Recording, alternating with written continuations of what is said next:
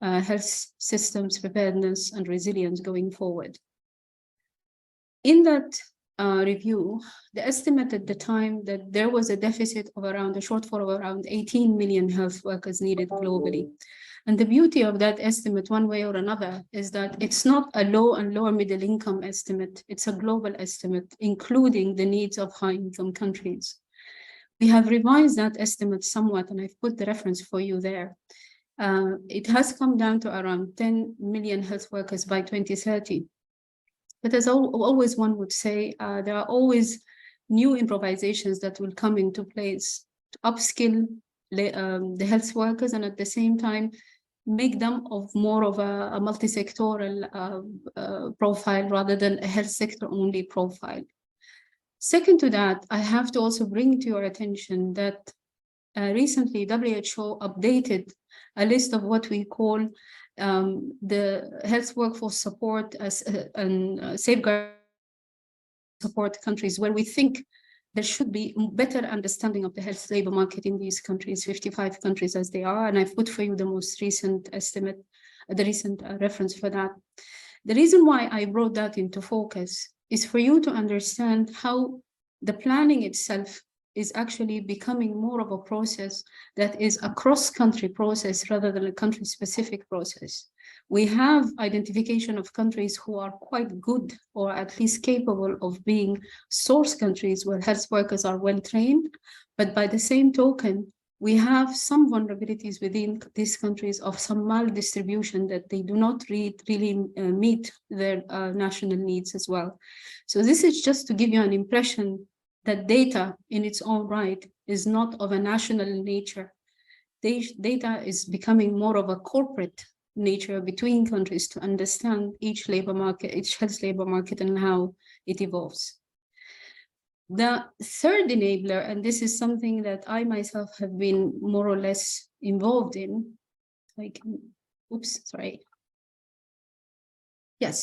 is the implementation of what is termed as the national health workforce accounts. Here is where I want to take more of an introspective view of how you view the distribution of health workers within countries. And in there, what we did, we could tell that countries are collecting massive amounts of health worker data that to a large extent remains unused and sometimes of very, very poor quality. So again, emanating from that health labor market framework that I first showed you comes in the understanding of the health workforce accounts. And it is now in its second edition, having been into circulation since around 2017, and we will soon generate the second version of it. The essence of it is that how can we regularize or standardize the most essential data elements or data or indicators that countries should at least be able to generate. It comes with a progressive form of integration. And in it, we ask countries that at least to assign some committed focal point who could actually help countries, whether it's an authority or an individual or a unit within the Ministry of Health, to actually put together the set of data that is needed to actually monitor the health workforce development within a broad sense of the health labor market framework. And I'm delighted to say that we have around 194 member states, and we have managed to achieve almost a universal coverage for these countries by assigning at least the NHWA focal points. And the generation of data has been quite decent because it's an approach of regular data collection, analysis, and use. And a large part of it actually does inform national planning and evidence-based policymaking. On the left-hand side of the screen, I just wanted to give you an example of how good a data that is. So for instance, you're looking at a pre-COVID view. And here you can see the large discrepancies in the availability of health workers, looking just at the dark orange, where you would have less than 5 health workers per 10,000 population, compared to the larger or the deeper blue, where you can have 300 almost or 30 times that by 150 health workers per 10,000 population. And of course, this also speaks mountains to the issues around the production of health workers, the education market, where some of these countries seemingly appear as good producers. For instance, look at the case of India, whilst at the same moment of time, we're looking at a very sparse distribution of health workers, given the size, the sheer size of the population. So I just wanted to help the conversation going forward in this seminar with these sort of three aspects of how best to actually view or encompass the broad range, or the sort of the magnanimous range of health worker data, and what does it measure, and where does it measure, and who does it measure. Going forward, I think I'm stopping there, and I do have just a framework that I would like to share with you, where COVID was an awakening of some sort, because this is where we are becoming a bit more health worker centric. We've measured everything about their distribution, who they are and where they are, but the fundamental measurement that will come new to us is the understanding, for instance, the impact of the pandemic and how it has really showed us the vulnerability of how health workers had to deal with a massive disruption and a massive change of business as usual within their daily lives and their daily practice. Here, WHO has again put forward a sort of thinking around understanding the factors that affected their health and social well-being, and at the same time, the response of the system in how to quickly move on to improve their availability and distribution in times of crisis and high impact. And at the same time, we wanted to bring more focus to their working conditions. And by the way, the working conditions that we speak about are not just of the day and the present timing. The working conditions will be the make or break of how we can continue to attract health workers to the health sector. So this is where we are asking for, this has been the logo of the Fifth Global Forum of us going forward, that we need to protect, to invest, and to do it together. And this is just, again, another type of thinking, that how can we really do better at measuring everything around the health workers' sort of scope of life and survival within the health labor market. And in there, I will just stop. And I think in the next bit, I think I have a question that I would like to also post. Oh, yes, I have one more. Sorry, please forgive me. I forgot this one. So I think it's this is the linkage to the Working for Health Action Plan. And this is, again, a focus of this discussion that I would like to also clearly pivot the three action areas that the Working for Health Action Plan has put forward around the planning and financing, around the education and employment, and definitely the last wordings of what I have said about the protection and the performance and the idea of decent work. Please forgive me, I will stop at this moment and just to stipulate the key dimensions. Please forgive me, I apologize. Thanks, Ed, back to you. Well, thank you very much. So Amani's question is there in the on the slide, and also thank you very much for putting that into the chat, so please do respond to that. Thank you very much for that presentation, Amani. I should have said at the start to our speakers, and apologize for not saying it before, I will just dot in and give you a 1 minute warning when you're 1 minute away from finishing, or should be 1 minute away from finishing. So apologies, I should have made that announcement at the start. Now on to our second speaker. Please take it away, Professor Gareth Rees. Yeah, thanks, Ed. It's really good to be here and to participate in this event. What I'm going to be talking about today, I'll just wait for my slides to come up. There we go. What I'm going to be talking about today is about the people who are part of the health workforce system and part of the health system. And these are health workforce actors, and how they interact, and how this data can help us in terms of looking into the future and how it represents the present in terms of reducing uncertainty. And so we know that health systems are these complex dynamic constructs where we have interactions between groups and together they work to deliver health care. But to affect change within the system, particularly health workforce change, we have to understand how these groups interact together and who may be the most influential group, and therefore understand how that dynamic may play out in the system. Next slide, please.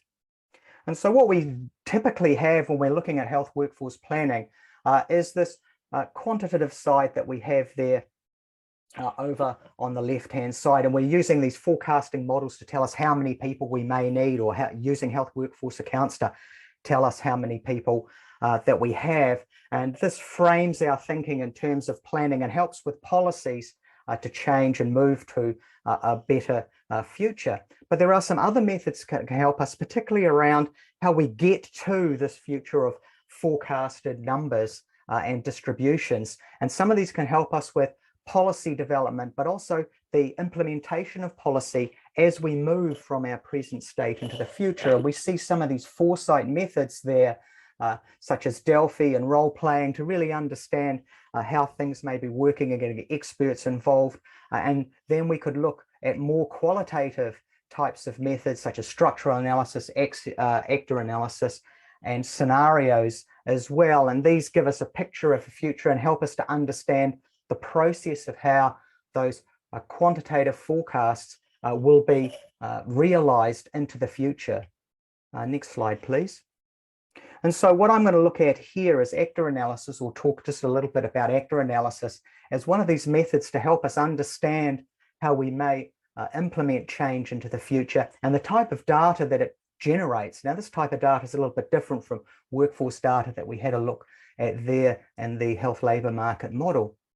What the data from actor analysis is telling us is it's helping us to understand how the system works in terms of the actors' goals, their interests and influences. And this is because different policy actors within a system will have different rates of power, they'll have different interests and different influences over particular issues. And some of these issues are things that we may need to change to improve the workforce into the future.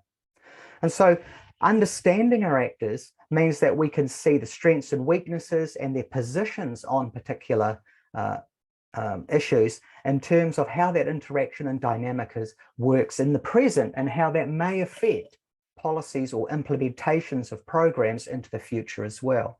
So the actors that we're looking at are a little bit narrower than just stakeholders. These are more than people that have just a stake in the system. These are people who play a major role. So they're the deciders, the leaders. They're people or groups that have influence in the system and will influence that future impact. And so we're looking to have the most recent group of these people when we're looking at our system actors and how they may interact with each other into the future. And so what I'm going to show you in the next couple of slides is some results coming from a study that I undertook in New Zealand before COVID. And what this does here is shows us some aspects of the actor analysis across. So this is some summary of 2 cases that were conducted in New Zealand pre-COVID. And so this first slide here that we have is about actor power. And what we have here in this grid is influence running in the vertical and dependence running in the horizontal. And it breaks it up. And we can place the actors into these places or these grids as we have here. And we can see in the top left-hand corner that there are these dominant actors, these 2 actors there, health providers and the government, and they're dominant in this actor system or this health system as well. And we also have education providers and this dominant actors. So these are the most powerful actors in the system, and they influence the rest of the actors. In the bottom left-hand corner, we have dominated actors. These are actors that are more dependent on other actors in the system and therefore have less influence and are more dependent on how the system works. And above them, we have these relay actors. These relay actors here are ones that are equally influential, but also dependent on the other actors as well. And so this type of data lets us see who are the most influential actors and how they may influence other actors in the system as well. Next slide, please. And can you click again? Thank you.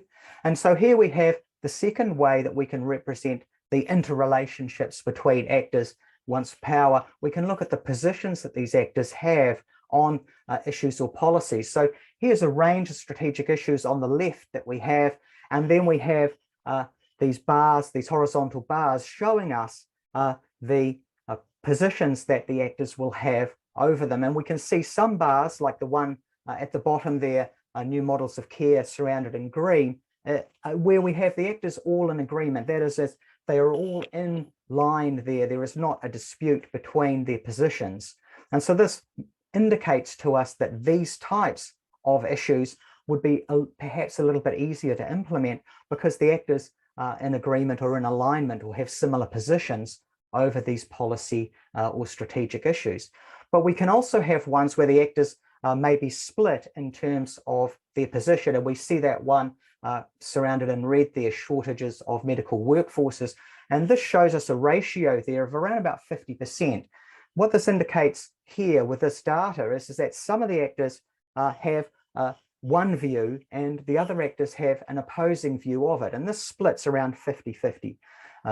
So this would let us or hint to us here that that the actors need to, or policy needs to take care in terms of how we're going to look at that, and who are these actors that have these different positions as well, is interesting or necessary data for us to look at particular policies that we may need to implement over time. And next slide, please. So what we can do as well is once we have this power and their positions is look at how this power is used per position. And so on the left-hand side here, we have this balance, which shows us that we can have some actors will have more power than others, and that's they're exerting their direct power on a position and therefore shifting the scale over to their favor. This means that they're going to exert their power within the system and therefore have the outcomes that they are preferable to them. The weaker actors tend to be on the other side and they may not have their needs met as much in this dynamic. But the actors that are less powerful can actually project power indirectly. What they can do is they can project power through other actors and have their voice heard in a different way. So when we account for indirect power, which is the balance on the right-hand side, we can see that the balance shifts over to the previous group and they now have the more power there. And this is because this group here is forming coalitions, and with that indirect power forming more of a mass to be able to draw the policy favor over to their side. Next slide, please. So these three results, what they show us is how power can work here in terms of direct or indirect, but it also helps us identify the low or high risk attention to policies and lets us show us divisive policies that may require more time and care. Next slide, please. And so here we have 4 lessons from the cases, and these are important things to think about when we're looking at how a system works and who is inside it. The institutional settings itself and the traditions of those will influence actor behavior. The importance of context. Are we in a rapid change environment, or are we in one where we can have actors agreeing and we have consensus moving there? The understanding of how indirect power is projected in the system shows us that weaker actors can actually have a lot more influence than we can be led to believe through just a strict power analysis. And lastly, with health workforce governance, this is the idea that the Ministry of Health of a country needs to understand who its actors are, how they interact, so that they can project that power into the system. So the next slide, please. This is here just the supporting literature from my work that supported this presentation. And I have the question right at the end. So in your country, are there actors that have influence? And do these actors help or hinder health workforce policy and planning? So thank you very much. Thank you very, very much. Moving on, our next speaker is Yvonne Opanga.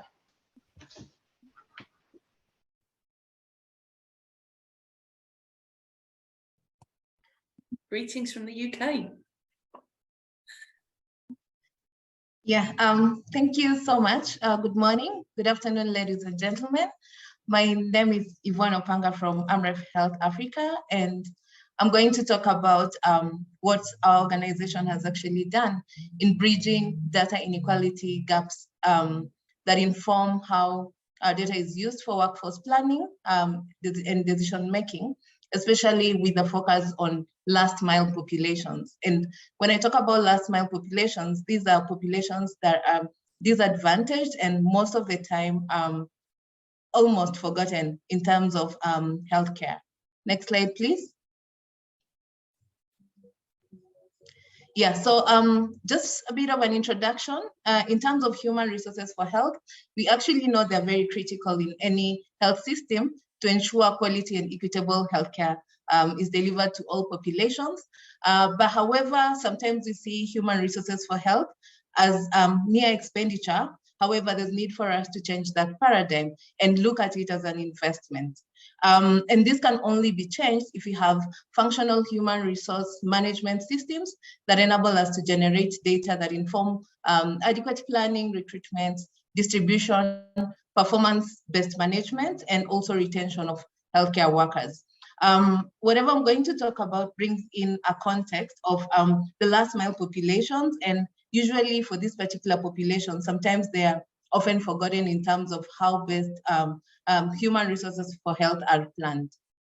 Next slide, please. Yeah, so I'm going to focus on one of the counties in Kenya, and that is Turkana County. That is the second largest county in Kenya. And if you look at its context, you find that there's quite a lot of diversity in livelihoods. So there are regions where we have pastoralists, and these are migrating populations, which form about 60% of that population. We also have agro-pastoralists. We also have fisher folks along Lake Turkana, and also static populations within the urban setups of the area. This particular county is also characterized by high poverty rates.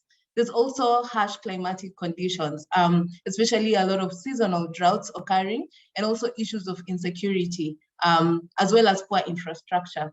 The other characteristic is the county is sparsely distributed in terms of facilities, and we find that, for example, from one facility to another, especially in the rural parts of the county, it takes a bit of 30 kilometers in between. So posing a challenge in terms of even health delivery, as well as access to healthcare for the population. And this, of course, informs issues around poor referral systems because of the diversity, or rather, the spatial distribution of facilities. So looking at that, this has contributed to some of the poor indicators that we see. So compared to how we perform in terms of national vis-a-vis county statistics, if you look at maybe maternal mortality rates, we actually performing poor infant mortality rates, under 5 mortality rates, and also aspects around modern contraceptive use being at 10%, and at the country level is around 55%. So some of these factors actually affect how healthcare is delivered. Next slide, please. So in this particular context where we have sparse distribution of facilities, AMREF Africa, Health Africa has tried to come up with innovative ways of providing services. And for example, here we have an outpatient clinic that has actually been set along migratory routes, because we find that a higher population within Turkana County are actually migrants or mobile populations. And the only way we can target them is through innovative ways such as this. We also have container clinics where, again, they're set along migratory routes to be able to enhance access to care. Next slide, please. And the other way we ensure primary healthcare is delivered is also through integrated outreaches. And these are just some of the examples of the work we do. And why am I bringing up this context? It's because one of the things that we notice within this county is challenges in human resources for health.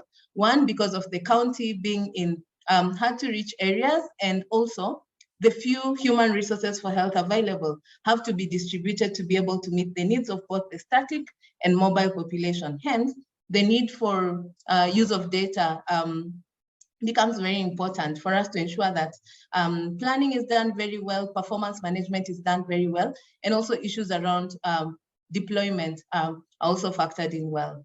Next slide, please. Yeah, so in terms of how the healthcare workers are distributed, you find that within this county, you have about 1,222 healthcare workers, most of them funded by the county government, but also we have partners coming in non-governmental organizations, as well as faith-based organizations, also trying to come in to support staff. And these numbers are actually not adequate. We are working with about 11.6% of the required healthcare workforce, which is actually below the standard that WHO has set. Next slide, please. Yeah, so some of the challenges facing human resources for health, especially before then AMREF came in to start interventions to support this. There's been a lot of acute shortage of staff, so inadequate staffing. There's also high staff turnover, and this has contributed to a lot of burnout. And with that burnout, again, there's also inadequate systems to be able to manage staff. There's also lack of strategic framework to inform how healthcare workers are planned for, minimal systems to support HRH budgeting and recruitment. There's been cases of strikes as well, and also gaps in capacity building. Next slide, please. So when we came in as an organization, we did an assessment, and this was based on the funding that we got from USAID, just to establish among the various components of human resources for health, how are we doing as a county and where are the gaps? So in terms of human resource policy and planning, of course, there's a HRH unit at the county. There's also the county public health system, although this is manual. However, the gaps are having a manual system. Sometimes it's not easy because the way then information cascades upwards becomes a challenge. In terms of HRH establishment, yes, the skilled HRH staff. However, it's very hard for us to know in terms of how the HRH are distributed across the required specialists because of, again, challenges in data. In terms of HRH management and especially aspects around performance, yes, the staff files are available. Most officers have JDs, but we still have some that don't have job descriptions. Again, most of the staff are not aware about the manual, which they need to use, especially, for example, to do appraisals. And also some of the staff files available are not adequately updated, as well as infrastructural issues like lack of poor internet connectivity. Next slide, please. Next slide, please. In terms of training, again, okay, so I'll leave that. But in terms of training, yes, there's a lot of opportunities that have been done. But again, we have gaps in relation to how do we manage trainings? How do we know which healthcare, who in terms of the healthcare workers attend trainings and the types of trainings they're supposed to attend, as well as issues around human resources in terms of financing and how best human resources can be financed. So why am I bringing out these gaps? It's because these are challenges that especially we experience in last mile populations, and just having a system that can help us track performance becomes very critical. So in the next slide, kindly move to the next slide. I just want to highlight what we've been able to do to address the gaps. So within AMREF, AMREF is like the largest non-governmental organization in sub-Saharan Africa, with its presence in 35 countries. And our main aim is actually to accelerate primary healthcare and ensure that all people have access to quality healthcare. So within the institution, we have the AMREF Kenya Country Office, we have the AMREF Institute of Capacity Building, as well as AMREF International University. And these three have played a very key role in terms of ensuring that we support human resources for health in the last mile populations. Next slide, please. 1 minute left, please. Thanks. Yeah. So in terms of what AMREF has been able to do, one of the things in order to address gaps in human resources for health is to establish an integrated human resource system. And this is how it looks like. I'll not dwell a lot on that. But one of the things we've also done is to train the county in terms of how to use the system and how data can be collected in terms of accuracy as well as completeness, and also form a technical working group that just supports issues around human resources for health. Next slide, please. Yeah, that's still part of the dashboard. Next slide, please. Yeah, we've also supported the development of the human resources for Health Strategic and Development Plan, just to ensure that there's clear guidance at county level on how human resources are managed. Next slide, please. Yeah, in addition to that, we've also established a staff performance appraisal system and also tried to also look at, in terms of workloads, how able are we to manage, or sorry, healthcare workers, how able are they to manage the workload using the workload indicator and staffing needs assessment. Next slide. Yeah, we've also played a key role in terms of advocating for increased human resource budget, also strengthening the skilled mix and mapping of community healthcare workers by developing a master registry, just to track the performance of the community health promoters. Next slide, please. Yeah, so in terms of future plans, as much as we've done all that, we still have a few challenges and areas of strengthening. And number one, you find that most of our funding depends on donors. And once that fund or that funding diminishes, then the counties suffer a lot. So looking forward, we are looking in terms of exploring or strengthening digitization of human resources for health systems at sub-county level, so that, and facility level, so that the files that we are talking about that are manual, all that data can actually be fed into a system that then the information is cascaded to county level. Then we also want to, thinking around strengthening interoperability of human resource data at various decision points, and that is at facility level, sub-county level, and county level. And lastly, also strengthening performance management. Just winding up, there's one question I'd need to ask us in terms of just thinking through, in what ways do you think we can sustainably address data inequality gaps in last mile populations to ensure that some of these staff are retained to support the populations that are actually vulnerable? Thank you, and over to you, Chair. Thank you very much. So please answer that question in the chat or in the, in Zoom. Moving quickly on to our next speaker is Professor Alison Leary. So over to you. Thank you very much. Thank you. And I think this builds on the previous speakers, actually. So I'm going to talk about humanistic workforce planning. This is something that is common in many safety critical industries. Next slide, please. So I'm sorry, this is an animated slide. If you just push through, that's great. So what we actually do is, I'm a mathematical modeller and a registered nurse, and we model across many different safety critical industries workforce, including healthcare, health and social care. Primarily, their workforce design is around safety, particularly in areas like aviation. And we have particular interest in workload. And the thing that I'm going to talk about today is demand and demand for labour.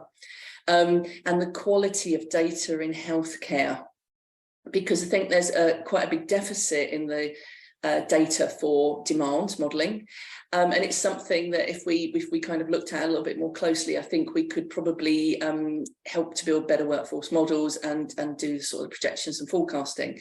So next slide, please. So this is one of the things, actually, and particularly one of the things that Gareth spoke to. Although I am a mathematician and a mathematical modeller, workforce generally in safety critical industries is a social science. So there's a lot of incorporation of things like psychological safety and human factors into this sort of demand modelling. So it's something that's done by humans to other humans. And a lot of that labour is not accounted for. So I'm going to just take us through a little bit about demand for labour. And I'm going to use nursing as an example because it's one of the biggest global healthcare workforces. Next slide, please. So one of the issues that we have in terms of data quality and also just in terms of healthcare workforce modelling, which is very different to safety critical industries, and of course healthcare is a safety critical industry, is that most of the workforce modelling that's done in most areas is actually based on supply. How many people we can afford, how many people we can train, not actual demand for labour. Calculating workforces and workforce modelling on demand for labour is much less common. And also division of labour modelling, division of labour approaches are very, very common in healthcare, based on Taylorism from the 1950s, really. And most other safety critical industries have moved away from this. So rather than taking work as a whole, dividing it up into technical tasks, using things like upskilling and focusing on technical competency, that's something that most safety critical industries, including what we think of as the safety 2 industries, have moved away from. Because it has little understanding of practice. So as professionals, people practice healthcare, they apply that knowledge and skill in different ways. And healthcare is very situational, and particularly in if managing risk, that's a really important factor. So the approach that follows on from that kind of workforce modelling is to have the Christmas tree model, where you have a few registered or qualified healthcare professionals, and then that workforce is supplemented with lots and lots of workers that are perhaps less paid, less qualified, less educated. But that obviously has an issue around performance. Expecting people to perform at the same level in safety critical work then becomes quite risky. Next slide, please. So one of the things that we can tell from these sorts of data, so this is an example from the UK for community nursing. One of the things that we'd look at when we look at the data is the work that's left undone. So when we look at consumption of labour, and particularly skilled healthcare labour, we would look at the things people are not able to achieve in their daily work. So this example, for example, is a longitudinal study of around 1,500 community nurses over 5 years. And we can see that as their available labour has dropped, so there are less of them and less skilled nurses, the work that's left undone is going up. So we're seeing more, for example, end-of-life care not being delivered in the way that it probably should be. Next slide, please. So one of the things that we think this is really an issue is that nursing, and in many high-risk industries actually, there are 4 types of labour. So there's physical labour, task accomplishment, technical competency, being able to deliver task. But many of these roles also require high levels of cognitive labour to manage risk. Also emotional and relational labour, so dealing with people is a consumer of labour. And also organisational labour, particularly for nursing. In many healthcare systems, nurses are the sort of organisers of care. They're kind of like project managers. This is the work of Jennifer Jackson and Davina Allen, if you're interested. Most healthcare modelling focuses just on the first of these, on task accomplishment and technical competency. It does not account, unlike other safety critical industries, for cognitive, emotional or organisational labour consumption. And when we're thinking about a workforce, it's really important to consider those if you do want to improve outcomes or you want to manage risk. Next slide, please. So this unaccounted for work means that quite often there is a lot of unpaid labour in the system. So one of the things around nursing is a profession of vigilance. It's very much like professions like air traffic control, where people are not only delivering things, delivering tasks, they're also careful watchers. So they are attuned to risk and dealing with risk. And what in air traffic control we call handling surprises. They can react in an agile way to different things happening. But this is all labour, and this is not accounted for in a lot of workforce modelling in healthcare. It is in other safety critical industries. Next slide, please. So when we look at what's consuming nursing labour, and this is one of the areas where better data quality could really help us, we see that nurses do a lot of work. So this is from studies in the US, Australia, Scandinavia, Saudi Arabia, and the UK, that nurses' labour is being consumed by other work. So the Christmas tree model, where the skill mix is diluted, actually consumes more cognitive and emotional labour for nurses, because they're having to supervise lots of other people. We're also seeing them collect lots of data that is never used, so redundant data collection. And quite often, nurses in particular, because they're an agile workforce, will fill in gaps for other workers that are missing. So this is an example from the UK.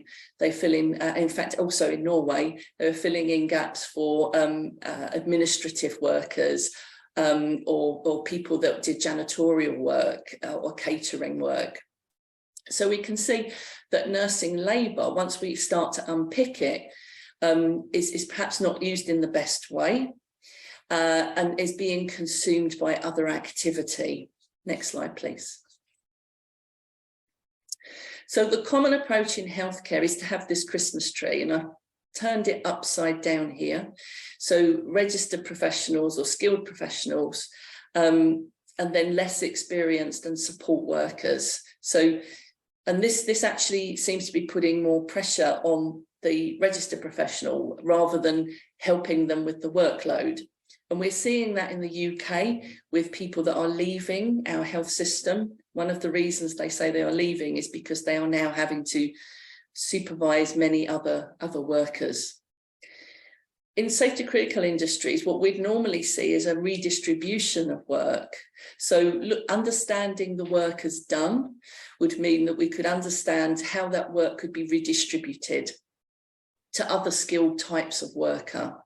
And that's the model on the left. So that's a more common scenario in safety critical industries, but healthcare for some reason hangs on very, very tightly to the Christmas tree model.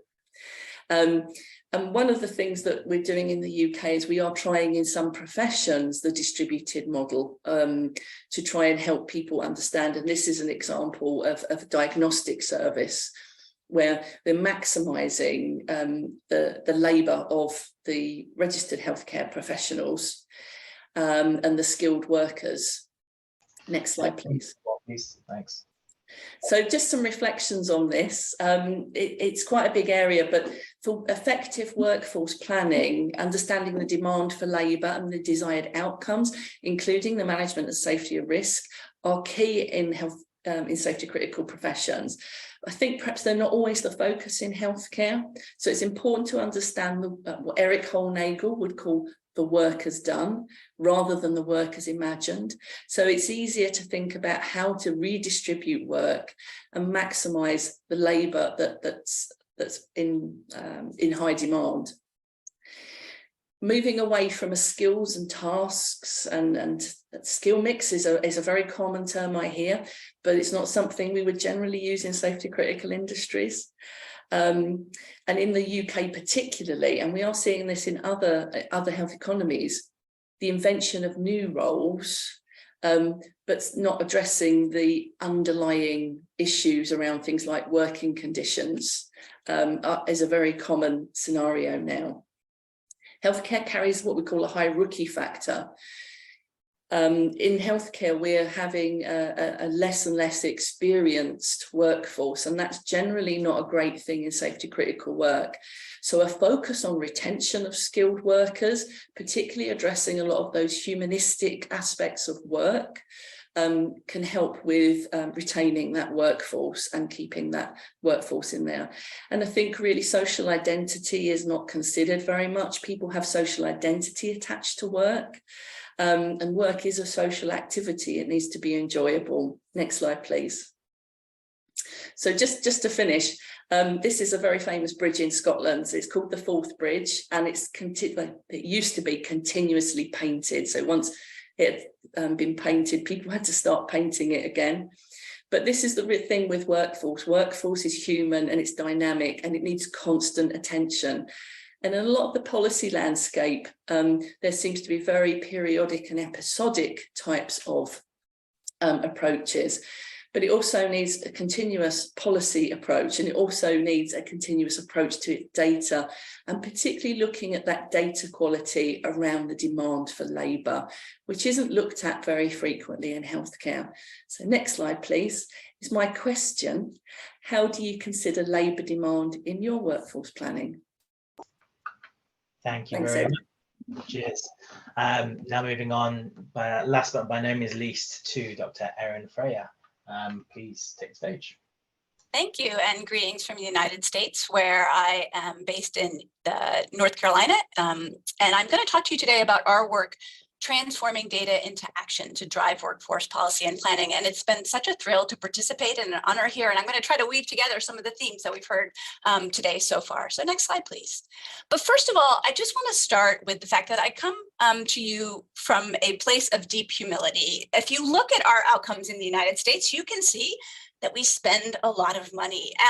And you can see that on the x-axis, and we are an outlier in that. And in fact, our life expectancy, as you can also see, is lower and in fact has dipped most recently.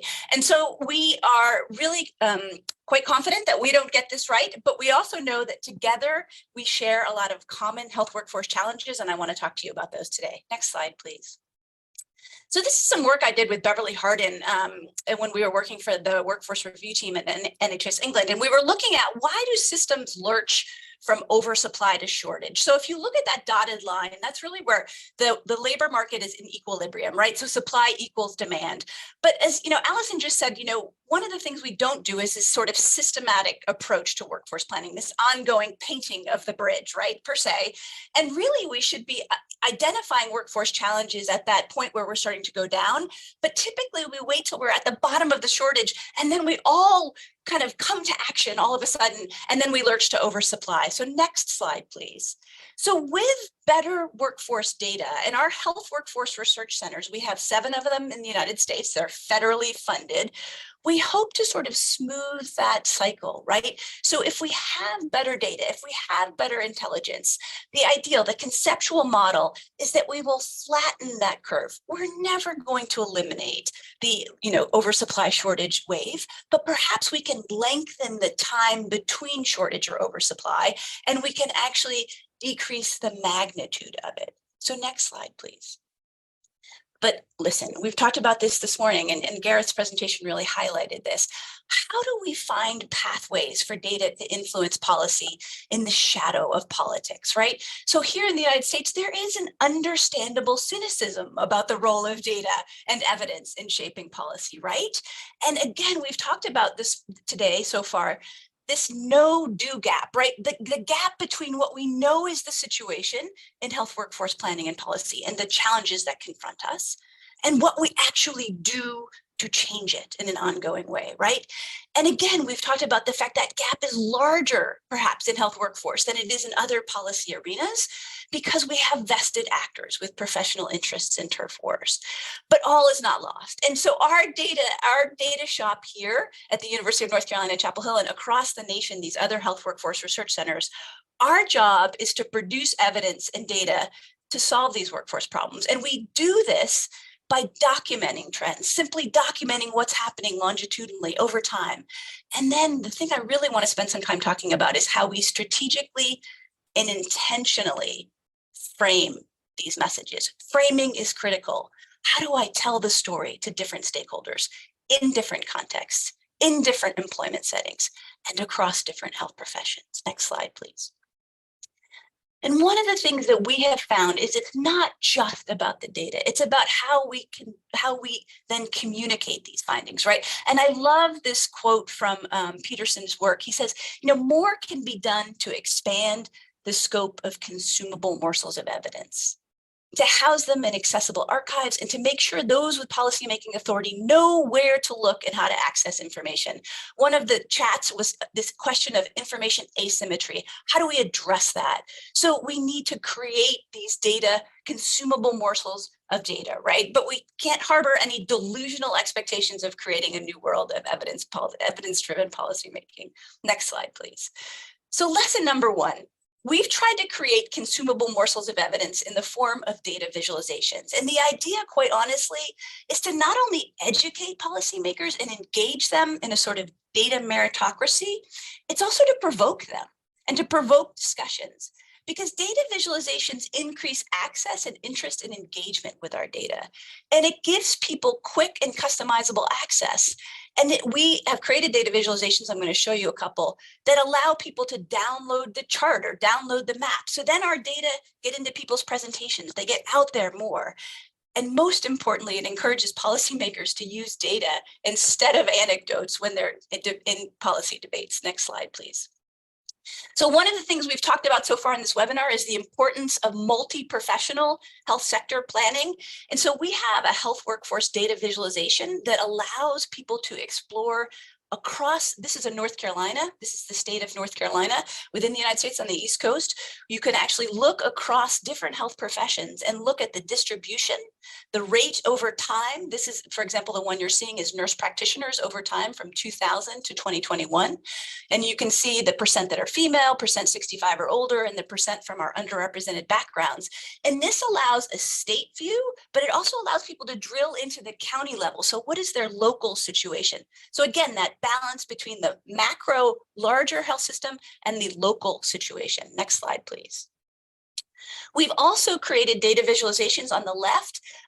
You can see this doc flows, which allowed us across the United States to look at the flow of our physicians and the migration of them from their training place to where they ultimately end up in practice, but also the migration of actively practicing physicians. So this is something that Dr. Siam got into, is how do you monitor inflows and outflows of your workforce? So here was an effort to try to do that, is help people understand, just because I train someone in some part of the country, they're not going to stay there, they're going to move somewhere else, or perhaps they are going to stay there and our underserved areas are not going to get those trainees. And on the right, you can see our Future Docs forecasting tool, where we modeled and have it online as a tool to figure out which parts of the United States are facing shortages of healthcare services, not healthcare professionals. It modeled demand and supply of healthcare services. Next slide, please. Lesson number 2. I want to encourage you to embrace your role as a data agitator to help reframe prevailing narratives. A lot of people out there think they know what's happening in the healthcare workforce. A lot of time they don't. So here's an example in the United States. We talk endlessly about physician shortages. We say we've got a physician shortage, but in fact, the US faces a shortage of physicians in needed specialties and settings, and we have a maldistribution by geography. And one of the things you might not know is that the United States invests $15 billion annually in training physicians, and yet we have no accountability for those dollars. And in fact, this is the story from the United States, where you can see over time from 1979, despite this massive investment, we have seen the gap between our most metro or our urban counties grow between rural and urban. So this is a slide that I use to remind people simply putting more bodies into the system isn't going to solve the problem. We have to address distribution and maldistribution. Next slide, please.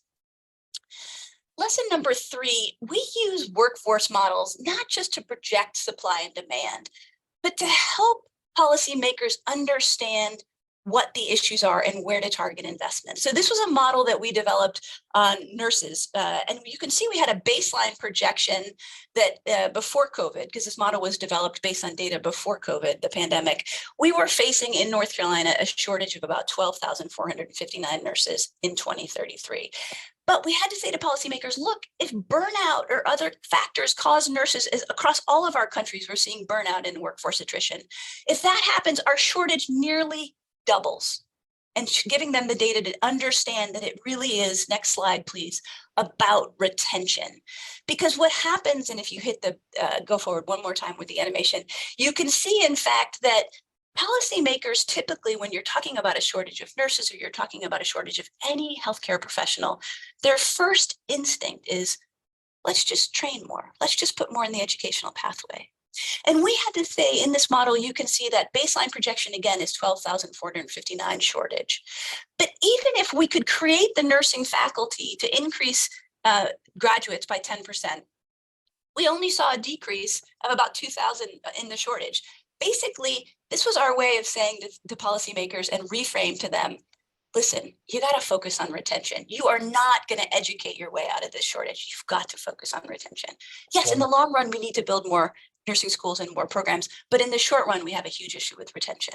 Next slide, please. So one of the things we've tried to do in our work is to do this messaging, this framing, right? We've collected the data, we've put it in accessible data visualizations, and now we're framing messages around retention.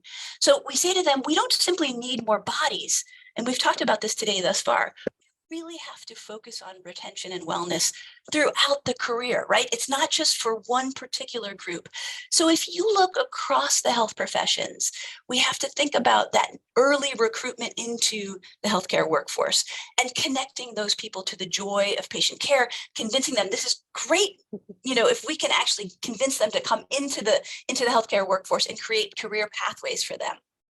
For those nurses or physicians or anyone, community health workers who are early career, they're looking at really understanding onboarding and transition to practice programs. A lot of these people have come on during the pandemic or post-pandemic and really need that sort of onboarding, that dedicated time to become acclimated to their practice.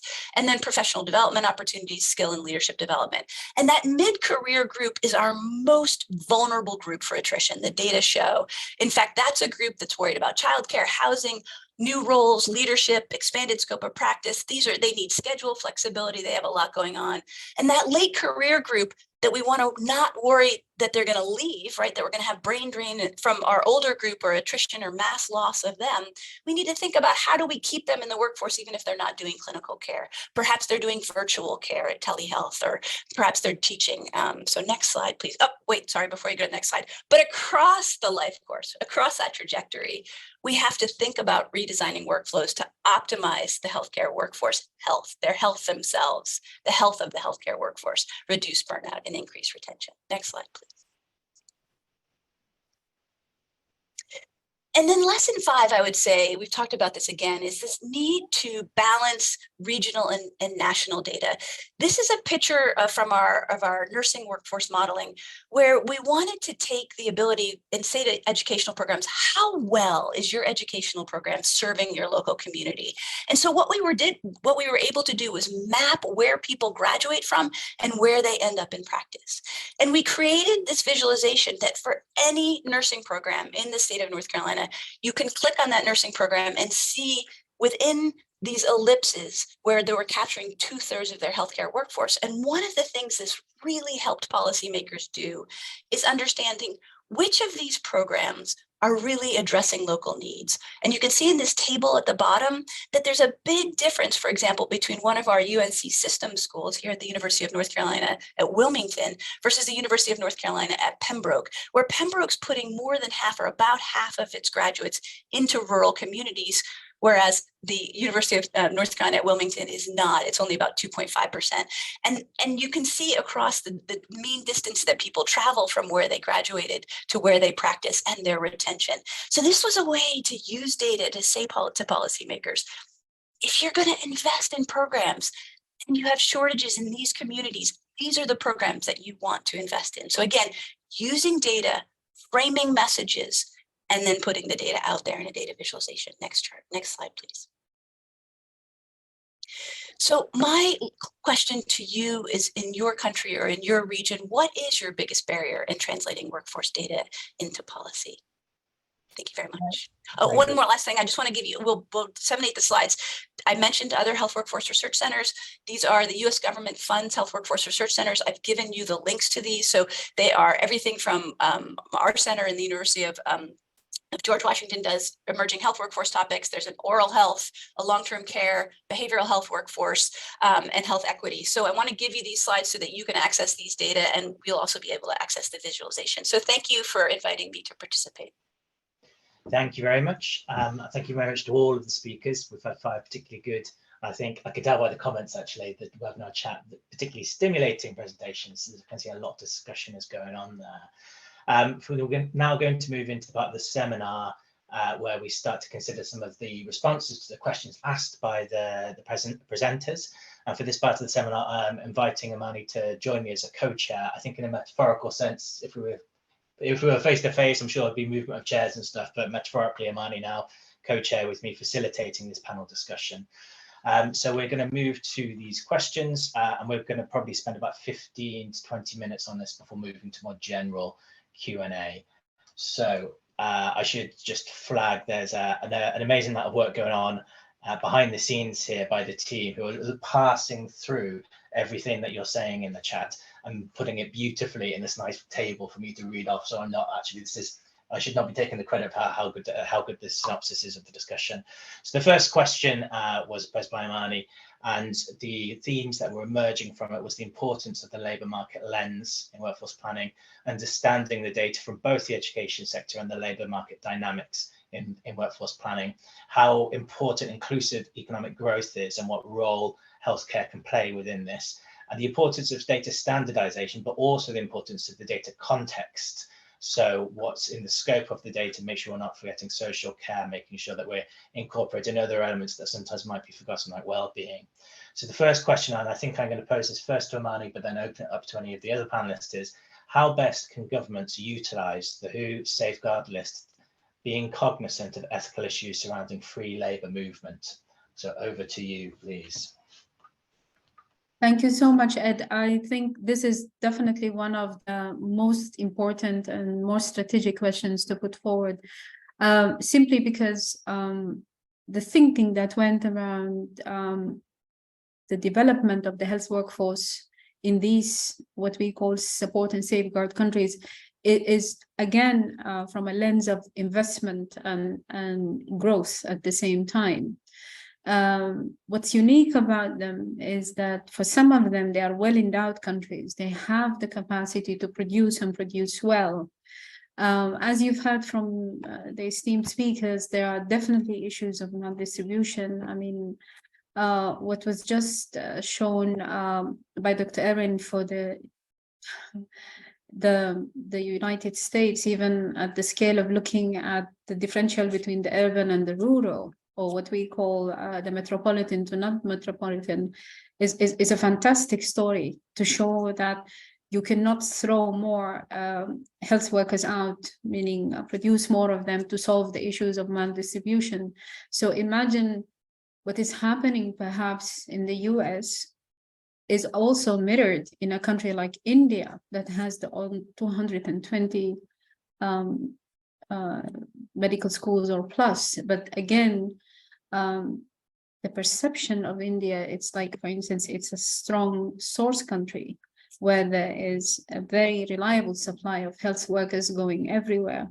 So within the 55, some of them have really the potential for growth, if you would like to consider that, in the sense that could there be room for some sort of technical cooperation, from some sort of technical assistance, that they would just be encouraged, yes, to open up the education market even beyond their borders, to think of some sort of exchange with other countries. And that has happened in the case of Ireland and Sudan and Pakistan. Sudan is my home country, where there has been an agreed upon exchange program where medical doctors will come into Ireland and gain some extra specialty and expertise, but with the aim for them to be better trained, to be better returned where they belong, maybe in the context of their own countries.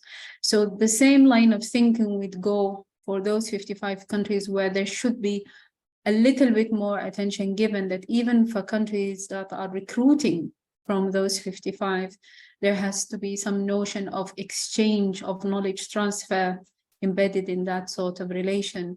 And it's not that we are saying a blanket statement of, say, ban or in a way sanction recruitment from these countries. It's just that it's done with the aim of still investing in the growth of the health labor market in these countries. And I think time will tell, because there's definitely more awareness. The big, what we call destination countries, are becoming aware of this situation. They are trying to find ways and means by encouraging more or less the investments in medical schools, in the sort of the remittances of this workforce that go abroad and come back.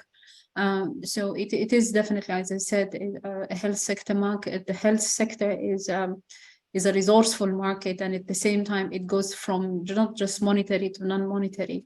And I loved what Professor O'Leary said about the fact that we are becoming more health workforce centric in the health worker themselves. They are now with time growing to be an asset, not just within the health sector itself, the social sector, the environment sector. It's becoming more of an open market within markets themselves. So this is the thinking that I would like other contributors also and other panelists to highlight. Thank you, Ed. Yeah, thank you. I was wondering if any of the other panelists would like to come in on this question. I saw a few nods there. I think there might be some other things. Maybe, Alison, were you wanting to say something? Yeah, sure. I think it's a really good point. It is such a global market now. The labour market is just so dynamic across all different sectors. And certainly I see global employers actively recruiting from the health market into other sectors now, because it's a massively transferable skill set. And so I think there are, and you know, and particularly Erin's points about retention, I could not echo them more. We need to make healthcare a good place to work in whatever health economy people are working in, because they have such a good skill set that is so transferable, particularly the relational nature of the work and the risk management nature of the work makes them very, very appealing to many different sectors. Thank you.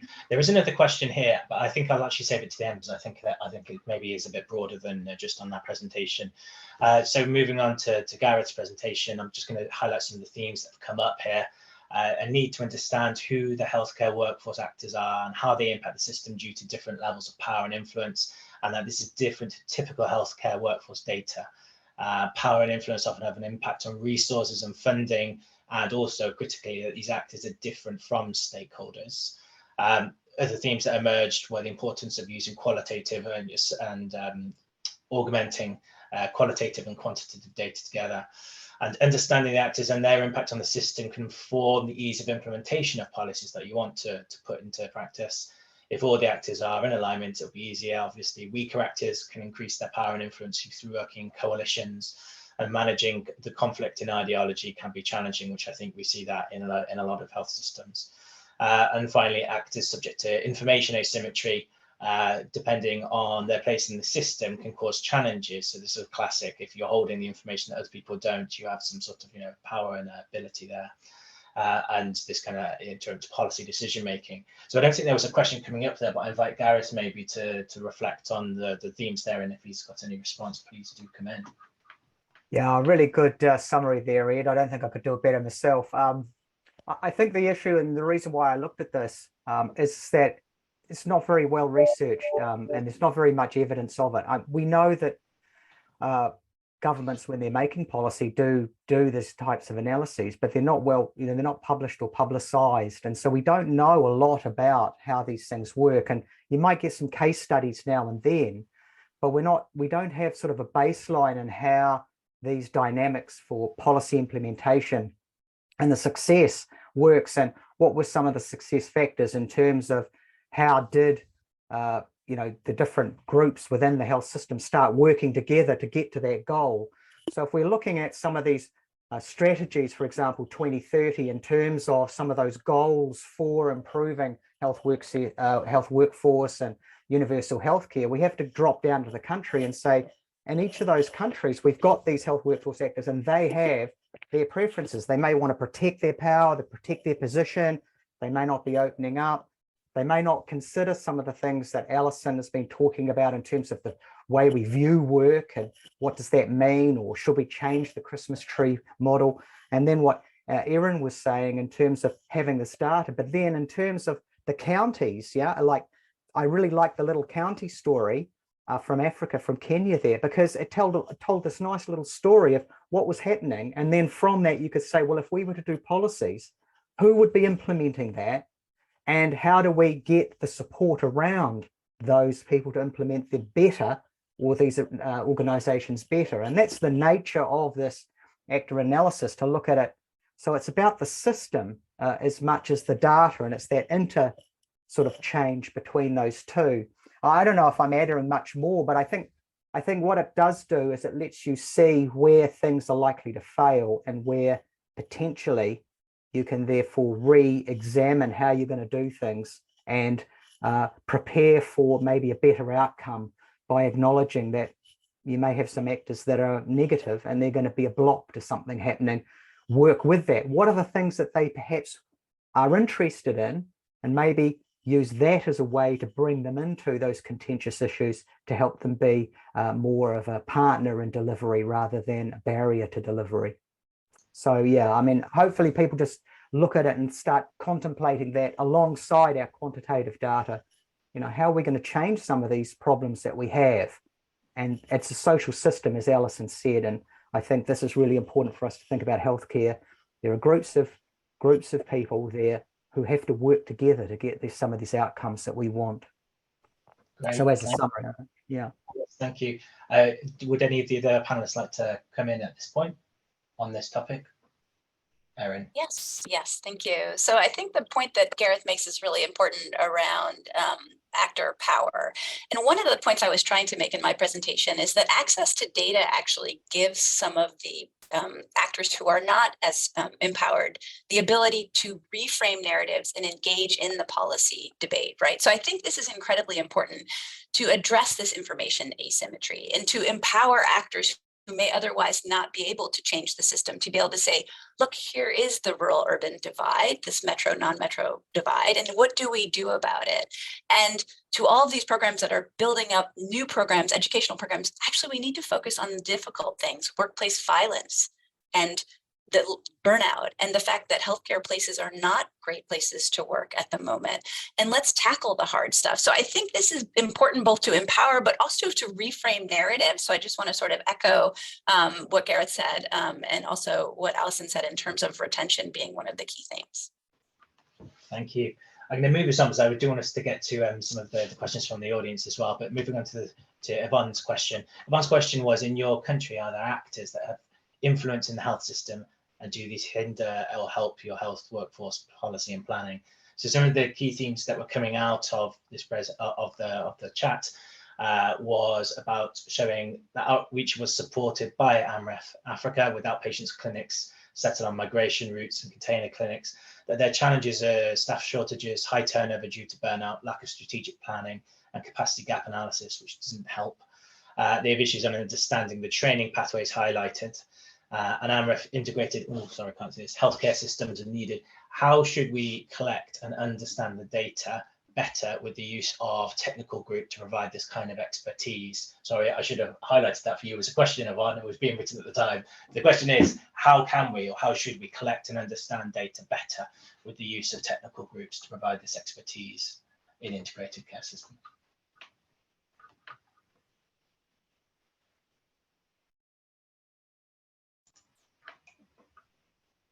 Do you want to come in on that, Yvonne? I can repeat the question if I've gabbled it a bit. No, sure. I got it, and thanks that quite a lot of things that I was bringing up also cut across board for most of the presenters. So for me, I feel like there's quite a lot that needs to be done, especially when you're talking about last mile populations. If you look at Kenya, we also have other populations where all these systems, or other countries where the systems, other counties where the systems are working properly well. The way it's structured is at national level, we have a centralized system. But then when the country got devolved into counties, this didn't really, go down very well with the counties, because now they needed to manage the healthcare workforce. And it becomes a need for us to look at how best can we support counties, starting from leadership up to the very low level at community level, for them to be able to use data to inform decision making for human resources for health. So one of the things that we've noticed, there's quite a lot of fragmented system. So initially, before devolution, there was a centralized system at national level, and all the details of healthcare workers could be found. But now when this cascaded down to the counties, it became such a huge challenge. So one of the things is to ensure we harmonize how this data is collected at county level. If you look at last mile populations, there's quite a lot that really needs to be done in terms of data generation. A perfect example is you'll go to a facility which is more of a dispensary, and this dispensary is actually manned by one nurse. And that one nurse is the manager. She manages other non-healthcare workers, is the person supposed to treat.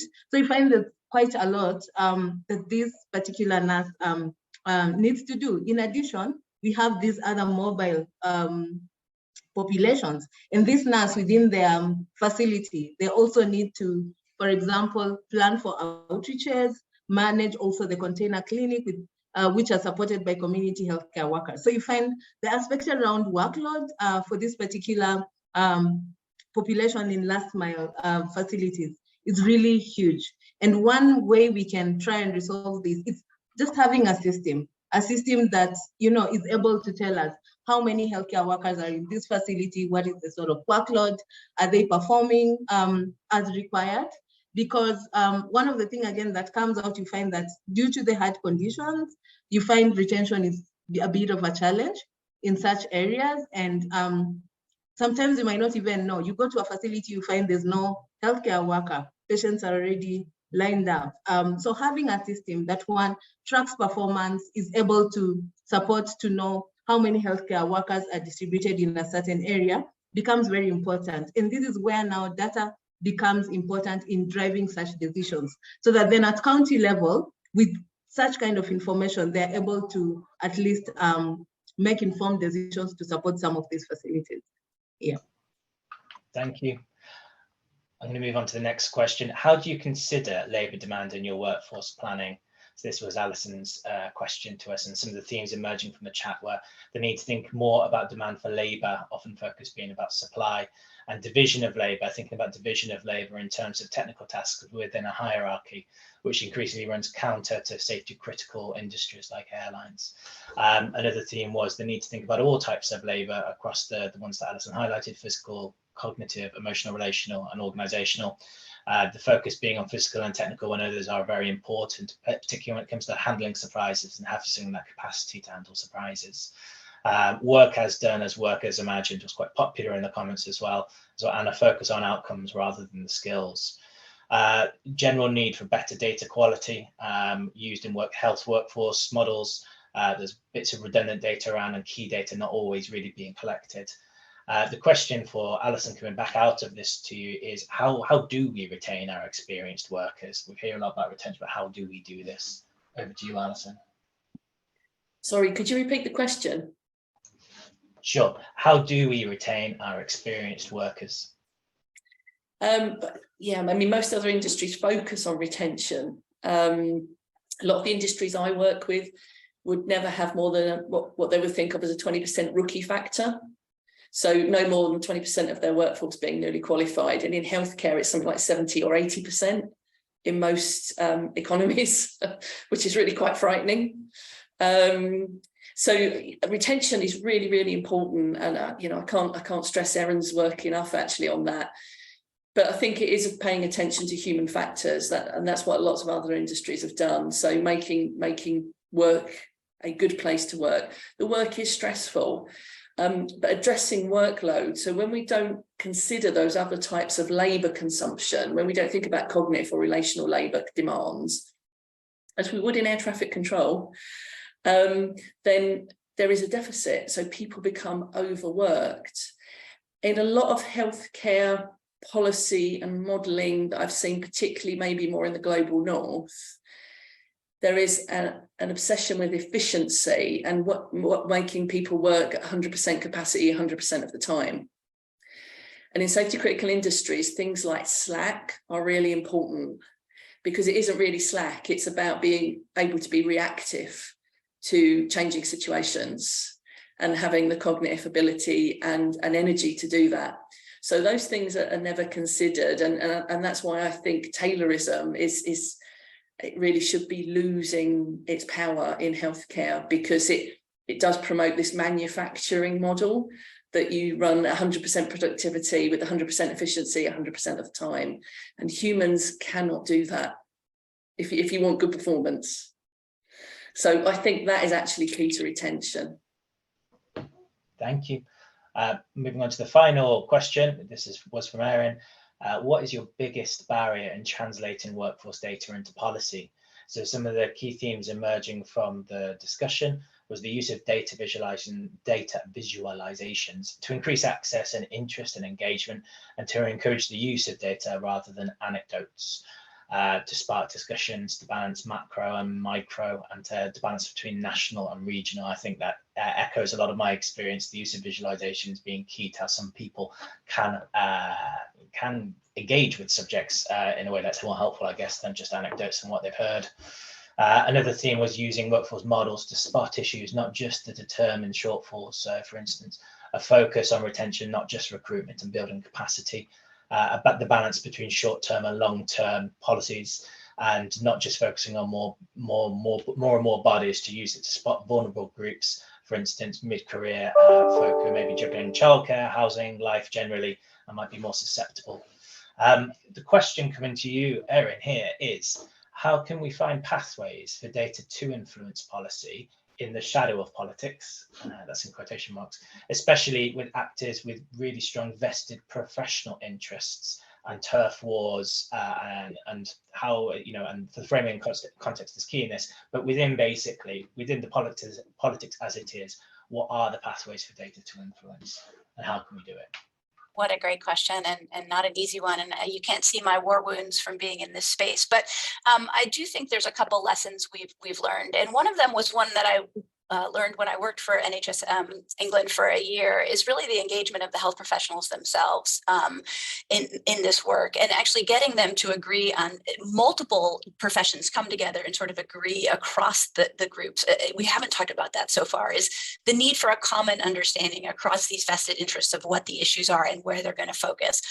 So that's one of the areas where our team has really tried to use data to create a common language, to create a level setting and common understanding of what the issues are, so that when these stakeholders are going to influence policy, often they're coming with a good understanding, a common understanding. Of course, they're going to use it to their own benefit, but we do find that having that common understanding is really important.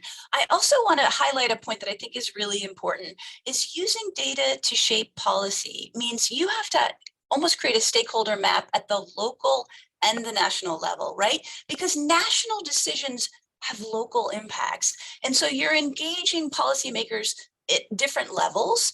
And the other piece is that we're engaging not just the health professions, but the sectors themselves. So one of the things I learned when I was working in New Zealand was actually the cross-sectoral piece. This isn't just about health. This is about social services. It's about the treasury. It's about job creation, and engaging multiple sectors around understanding the importance of health to all of these other sectors has been critical to find a pathway in, right? And so I would say flexibility and framing. So you have to, as Kingdon would say, look for that policy window that exists, and how are the issues being framed? And do you have the data ready? We're always at the ready. I'm a big Wayne Gretzky fan. You skate to where the puck is going to be, right? And data is the same way. Can we anticipate where the policy debate is going to be, so that we can get our data in there first and shape and reframe the discussion? So those are some of the strategies that we've been using. It's a great question. Thank you very much. I'm going to move on to some more general questions that have come up from everyone, and I'll be focusing on the ones, although they're addressed to individual speakers, the ones which are most likely, I think, to maybe provoke a bit of discussion amongst the panel. So the first one, I think one of the strong ones here is to Gareth, and it's, what are the strategies necessary here for preparing the health workforce for public health emergencies? I think there's going to be quite a lot of interest from the panel on this, but Gareth, over to you first. I can repeat the question if you'd like. Yeah, I mean, I'm not an expert in this area, and I think it's something that a lot of people have been thinking about post-pandemic. I mean, from what I'm seeing and from what I'm hearing is that, as Erin said, you need to have that common language of people understanding, what were the problems, and then how are we going to solve those problems if they come up in the future. And sometimes it's about some sectors thinking that they were prepared and not being prepared, or not considering something that was there.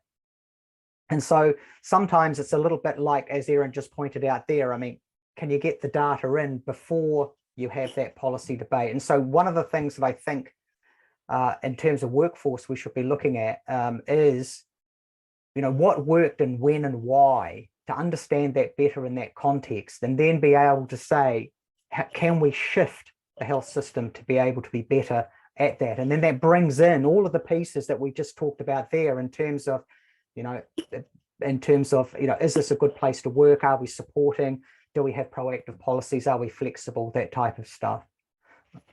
So yeah, I mean, really kind of a real shallow contribution there, but it is a very difficult. It's a very difficult question, really. Yeah. Ed, can I just add a small amount, if I can, please? I think I'm just reflecting a little bit on the question asked on how the panel also has put forward a lot of information, or at least new thinking around how do you address different stakeholders in terms of power and in terms of the benefits and of course the influence and the needs as well. In the context, of course, of what has happened specifically during the times of the COVID response, it was a rude awakening, because we could see that even well-established health systems were caught totally unguarded, especially in the first phase of the pandemic.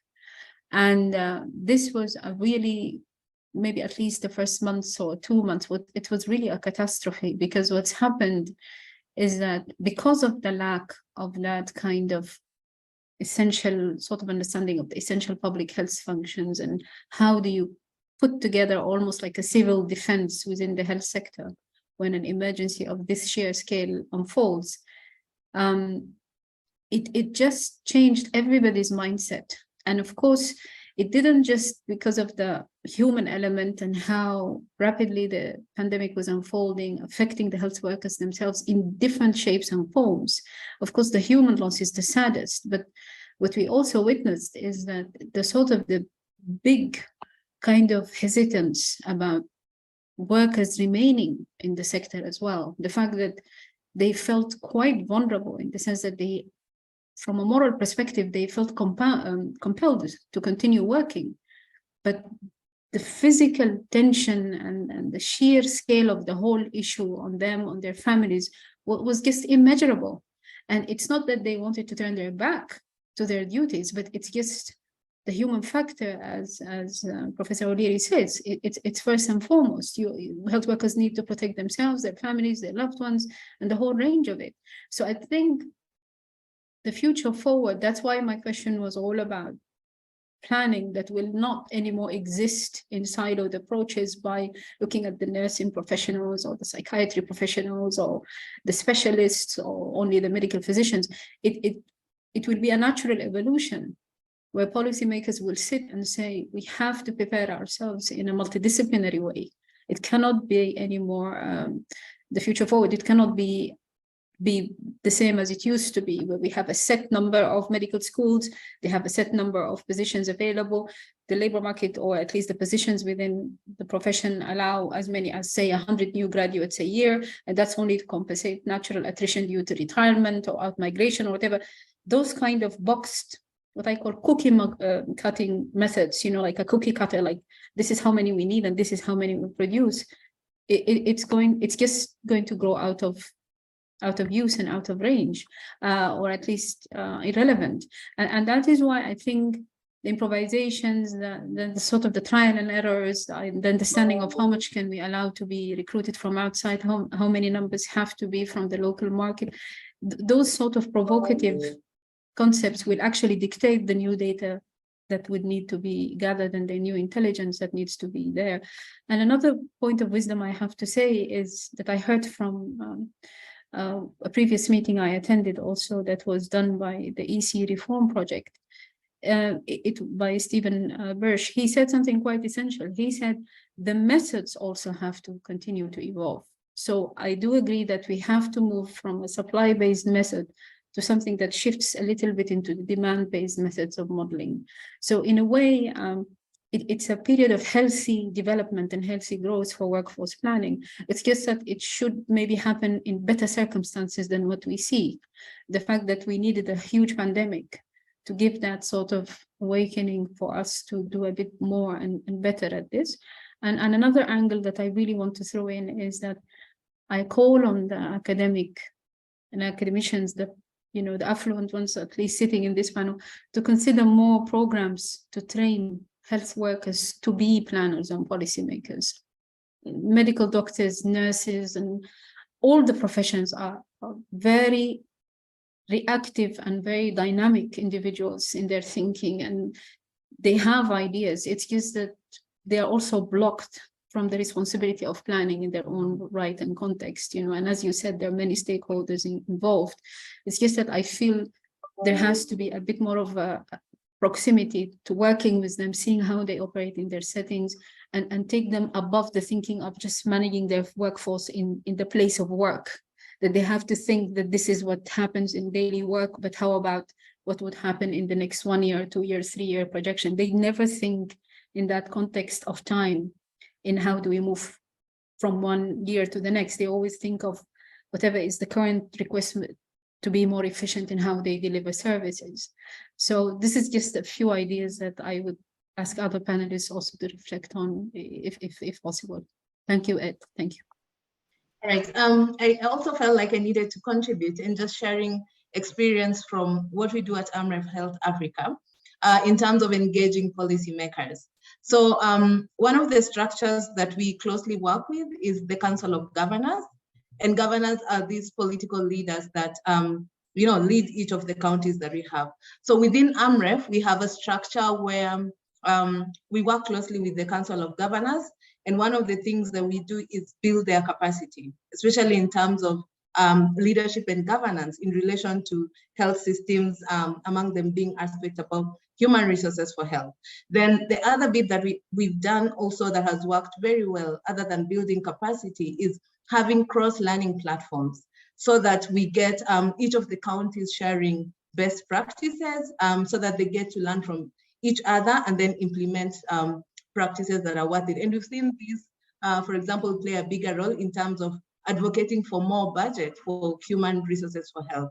And lastly, what we've also done is coming up with a common knowledge sharing platform where best practices are documented from each of the counties and shared across, where all the counties now have access to this information. So this becomes like a platform where counties can learn from each other, pick up best practices and implement. So just sharing also some insights on how best we can work with policymakers to improve how they make decisions. Thank you. Thank you. The next question I want to ask starts off specific, but I'd like to broaden it out to the general discussion. So the specific question is for Erin, which is, does your system work with a minimum data standard or a minimum data set? But the second part of the question is, if so, how does it account for future adaptability and interoperability in incorporating new data sets? And for this, I think there's a specific question for you, but I think there's a broader question for some of the things that Alison was talking about healthcare not just being a set of tasks. What's the broader set of data for us to incorporate? And I'd be interested in any thoughts from the panel as well about other data sets they've encountered or in their areas of control and their familiarity. What are the minimum data sets, and how do we work towards making these data sets really good? Erin, to you first. Sure. So yes, we do use a minimum data set, and I'm happy to share it. And that minimum data set basic elements are the demographics of the workforce, age, sex, distribution, practice characteristics, looking at where they're actually practicing, not just where they live, but also their setting, number of hours worked, et cetera. And so we look at these minimum data, try to collect them, across multiple health professionals so that we have the same data across multiple health professionals. And then we try to merge on. So in the United States, one of the benefits of being a capitalist healthcare system is that we bill for healthcare. So then we can actually merge data on our health professionals with demand data to understand sort of what healthcare services are they providing, to be able to understand the degree to which their scope of practice is narrowing or enlarging, and which populations they're seeing, and et cetera. So we combine our supply data with demand data also around the needs of the population. So combining it at the county level, we try to go as micro as possible because healthcare markets tend to be pretty local. So we look at demand data there in that local region. We look at the distribution of risk factors that would increase utilization, the age of the population. So we do, I love Stephen Birch's work. Thanks for bringing that up. Needs-based modeling, really good work there.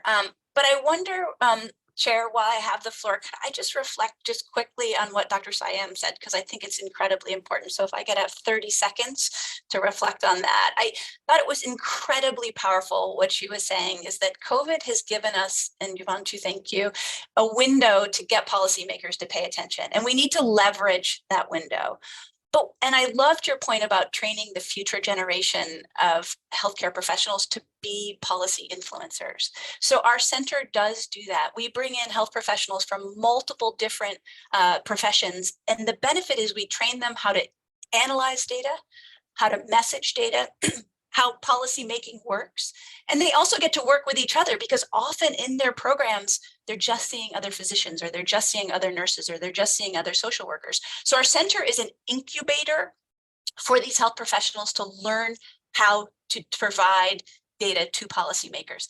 And the last point I just want to reflect on from the previous conversation was one of the things all of our country does, all of our countries do, is we do a lot. We do. Do we evaluate the innovation? So during COVID, a lot of people worked differently. Different things happened. We need to do a better job evaluating how those innovations, how those changes in the way that people worked actually provided better outcomes in some cases. And so I just want to sort of go back to the fact that our data systems, I'm looping back to the original question. Our data systems need to account for evaluative measures and looking over time at the degree to which different ways of working have influenced patient outcomes. So thanks.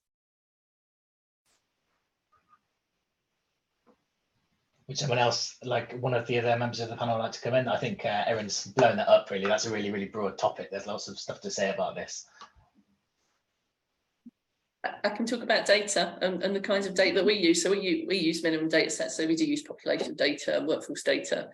But we also use data such as work left undone. We use commercial coefficients that are used in other safety critical industries. In the UK, there's been a big expansion of the EHR market. So many, particularly hospitals now have EHR. We find EHR, and so we don't do multi-professional.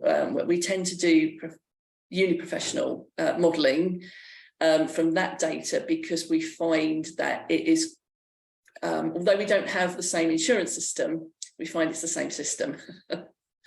And so it underestimates work of different groups of workers. So it's quite good at capturing medical intervention. And even with things like SNOMED CT, it does not capture nursing work very well at all. It underestimates nursing work. It underestimates the work of people like pharmacists and biomedical scientists and other groups of skilled workers. So we're very cautious about using that data. In fact, we have a series of uplifts for that data set now. But I think it may be if something's been lost in translation. As they've come across the Atlantic into Europe. So that's just a word of caution from us. But I think a lot of the routinely collected data is underutilized. So huge amounts of data are collected in most systems, but they are really underutilized. And I don't think population and public health data is used very much. So we will use things like incident reporting data to look at risk and outcomes. But quite often in many systems, public health data it is really underutilized, we find, and I think there could be much more done with that actually. Would anyone else in the panel like to come and talk a bit about data, future data, data interoperability and the scope of data? If not, I've got probably a couple more juicy questions that we've got time left for. So the first one is a bit of a paragraph, in fact. Workforce planning is a complex matrix of demand and supply at different levels with different time frames and through different lenses. So the place, as in where things are happening, the pathways and where from the patient's perspective, what pathway they're on, and the profession of the professional treating them. Those are only three lenses. I think there are actually more when we get down to it. How should we or how can we help colleagues, and I think by colleagues here, we should probably focus on decision makers, navigate this complexity so that they don't conflate linked but separate issues? Any volunteers? I can say something about labour. So, if we look at other sectors, I work quite a lot in retail grocery, so supermarkets and consumer labour. So the labour you have to do as a customer is included in labour calculations. In healthcare, patients and families do most of the work of healthcare, generally. But those are never factored in. And I do wonder if we could perhaps look at that more closely, because I guess they would be significant actors and probably actors without much power. So I think there is an opportunity when we're looking at demand for healthcare to look at that invisible labour force. Thank you. Gareth? Yeah, I might jump in here, Ed, and just to follow up there with Alison's comment. In the studies that I did in New Zealand, consumers were found to be the most dependent and least powerful of all of the actors, which I found surprising, considering the number of consumer advocacy, health advocacy groups, and for exactly the reasons that Alison was saying. That's part of the problem. One of the things that New Zealand did do and had a go at with its planning was aggregate services. So what they didn't do was look at like services individually, but they aggregated them up, and then from that aggregation, they then looked at how that workforce may develop into the future. And so by taking that approach, they sort of moved past this sort of the micro level into sort of a middle ground level, and they could see interactions between different workforce groups and how patients, because there were patients' journeys were part of this as well, how patients worked through and who they were handed on to and what was being done, and then how that, and these were clinically led studies as well, and so they had a really strong clinical focus about having good pathways, people entering, having treatment, recovery, and then out into the community as well, looking at the family.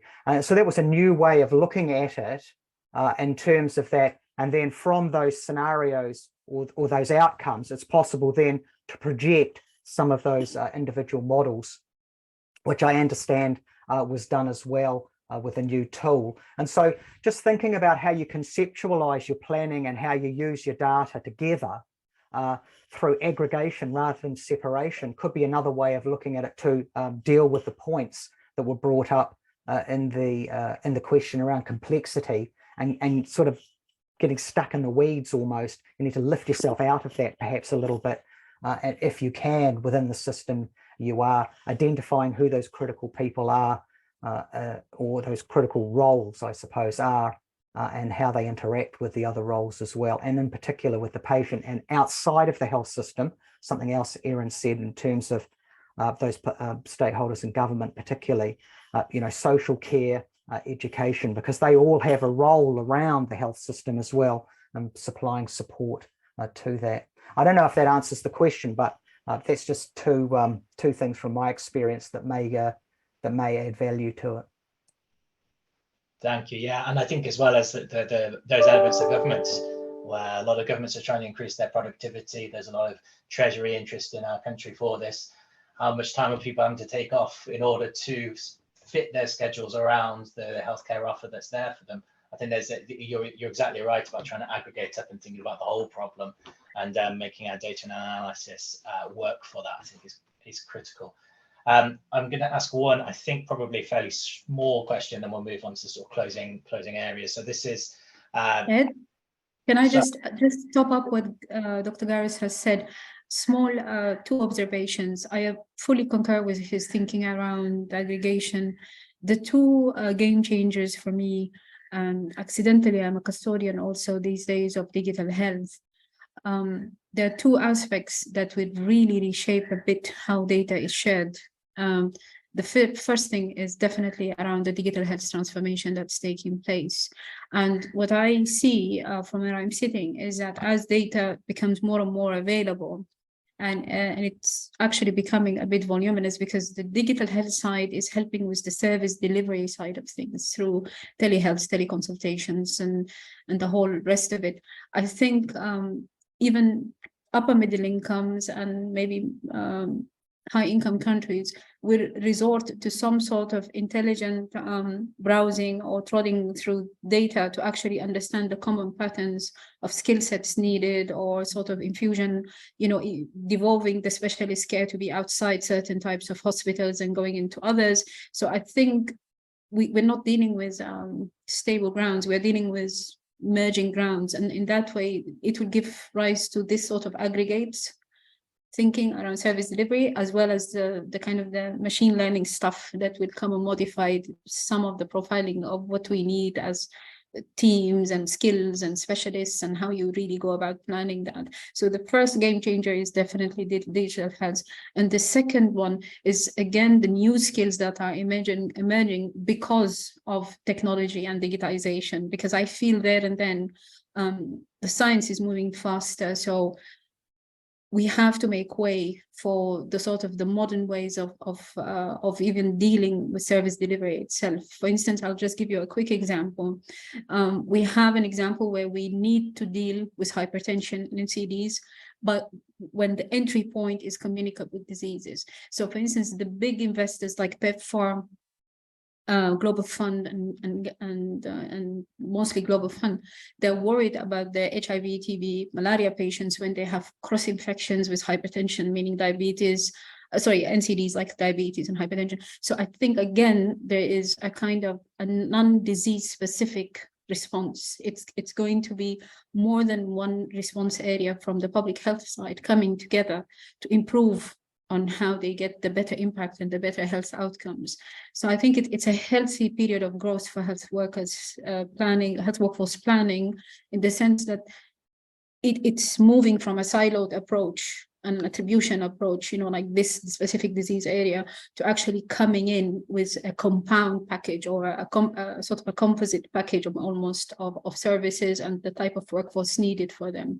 And where I am today in Sri Lanka, it's again a regional consultation meeting around mental health at the community level. So again, the third sort of party coming in is the community response, and how you want to implant some sort of common defense line, that communities should not wait until problems become complex, that there should be an early warning when something happens. Like this is a region where there are some big disasters, tsunami and the rest of it. So they want to improve that community preparedness for such big actions. So I'm just saying that there are many game changers, and the two distinct ones are for definitely digital health transformation and this kind of sectors, bringing together communicable to non-communicable, and introducing the new types of non-communicable, such as mental health, especially after the pandemic and the whole list of climate change issues and environmental issues that are coming into play. So I'll leave it there, but I think this has been very interesting to think about. Back to you, Ed. Thank you, and thank you for summing up like that as well. That was really helpful. Thank you very much, everyone. We've reached the end of our seminar today. I apologise, we haven't got through all of the questions here. There were many questions, which is great because we've been able to have a good discussion now, I think, about these issues. I'd like to thank our 5 speakers for their presentations, which generated so much thought and insight and debate there. I'd like to thank the team behind the scenes who are setting this up as a webinar, passing through the comments, feeding the right bits of information to us, and really facilitating this really well. And the World Health Organization and partner countries for sponsoring this program and this relationship with NHS England. So when you leave the online seminar today, there'll be a brief survey in Zoom. It should pop up. If you could, please give us your thoughts and feedback. That'd be really appreciated, as we want to keep on amending and adjusting the formats of these seminars to best suit your needs. And finally, I'd like to thank you all for your attendance and participation and enthusiasm on this topic. We'll share the recording of this video with all participants, and we'll also advertise our next seminar shortly on the website, and probably through Twitter and LinkedIn and things like that. So keep an eye out. Thank you very much, and goodbye.